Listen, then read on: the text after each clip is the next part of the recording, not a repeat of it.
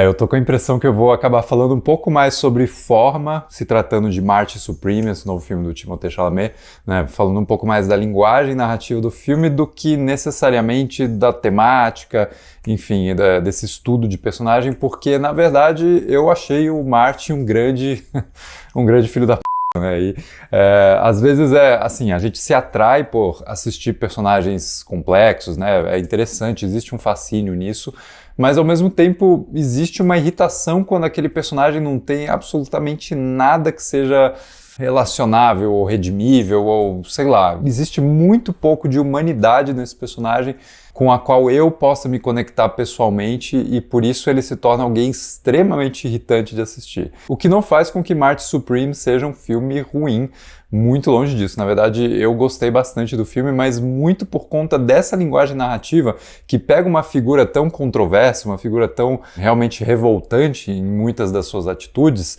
e transforma essa figura num personagem interessante de se acompanhar, sabe? Num personagem quase que descolado, assim, no sentido de ele realmente existir acima do que se espera que seja uma certa civilidade social, assim, né? Ele existe alheio a tudo isso, ele tá fora dessa bolha.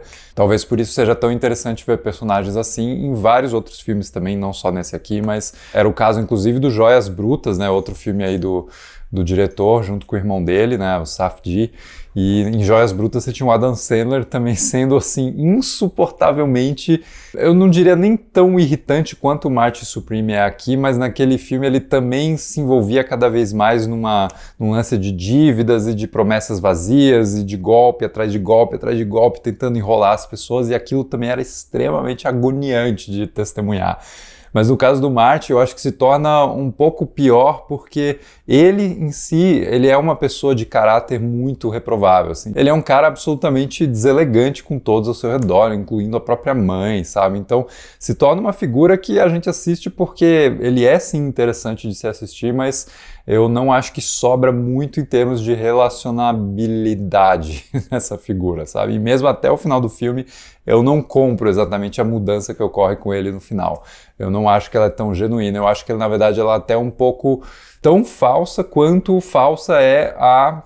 spoilers, vou discutir com spoilers, mas tão falsa quanto é a vitória dele no final, que é uma vitória, de novo, que não conta, não é uma vitória verdadeira, né? Ela não aconteceu num torneio, ela aconteceu num evento de publicidade ali, então é muito mais uma vitória em prol do ego desse personagem do que para testemunhar das suas grandes habilidades enquanto um esportista, né?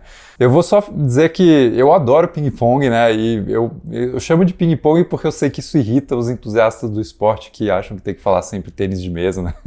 Tem essa coisa toda. Mas eu sempre joguei, sempre gostei, cara. É um esporte que eu curto, assim, não acompanho tanto porque, como todos os esportes que eu me envolvo pessoalmente, eu gosto mais de praticar do que de acompanhar pela TV, simplesmente o jeito como eu lido com isso, eu gosto do exercício em si, mas sempre joguei ping-pong, sempre curti, e é legal ver um filme sobre isso, porque justamente eu sempre achei que era um esporte muito cinematográfico, assim, e de fato, quando tá rolando os torneios nesse filme, apesar de eles não serem o foco do filme, mas eu acho que rola esse embelezamento assim, do esporte em si, eu acho que o Safdie consegue fazer isso muito bem. Coisa que ele também faz com todo o resto da linguagem narrativa, que é justamente o que eu quero comentar, assim, porque existe essa hiperatividade estilística ali na narrativa que me atrai muito, assim. Até talvez por ser editor de vídeo, eu gosto muito quando a montagem ela se faz presente, assim, quando ela é notável, sabe? Eu gosto também quando filmes invisibilizam a montagem e tentam ser muito mais naturalistas, assim,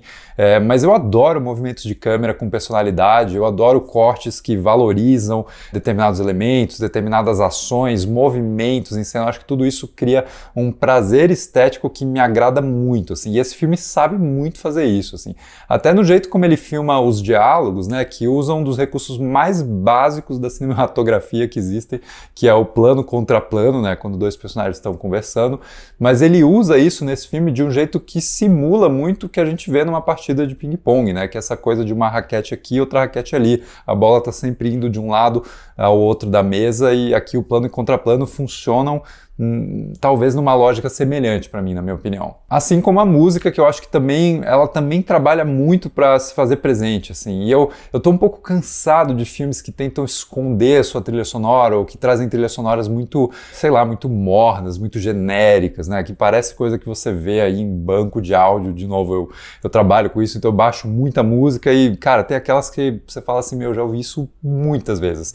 E aqui não, eu acho que a música ela é um componente muito importante, até a música instrumental mesmo, sabe? Ela trabalha muito para evocar sentimentos e tá sempre quase que se introduzindo na montagem de um jeito meio intrusivo, assim, mas eu gosto disso. Eu gosto que, assim como o Martin é um cara tão insuportavelmente audacioso nas suas interações sociais, ele tá sempre se colocando ali, ele tá sempre manipulando as conversas com todas as pessoas que ele tem, né? As coisas sempre vão do jeito que ele quer, pela pura insistência teimosa dele, e eu acho que o filme espelha isso, tanto da sua montagem, ele espelha isso na sua música também, ele espelha isso na sua linguagem narrativa como um todo. Então isso me agrada muito e, de novo, me traz essa capacidade de me relacionar com uma história que eu não consigo enxergar tanto valor assim, sabe? Porque, eu não sei, talvez exista algo um pouco fútil, né, nesse retrato de pessoas, artistas, atletas, assim, que tem essa obsessão tão grande, assim. Isso, inclusive, marcou o último trabalho do Chalamet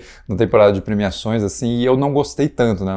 Eu fui alguém que não gostou muito de Um Completo Desconhecido, onde ele interpreta o Bob Dylan de um jeito absurdamente arrogante, o que condiz com o personagem, né, com a figura que ele está retratando, mas o filme não faz muito para me fazer me interessar por aquela arrogância, assim, que ele retrata naquele recorte específico do filme, né? Diferente de outros filmes do Bob Dylan, que eu acho que pintam um retrato muito mais multifacetado do artista, mas tudo bem, né? Muita gente gostou daquele filme, eu entendo, assim, só não achei que foi muito do meu agrado particular. E aqui, de novo, em Marty Supreme, o filme poderia me causar um certo distanciamento parecido, sabe?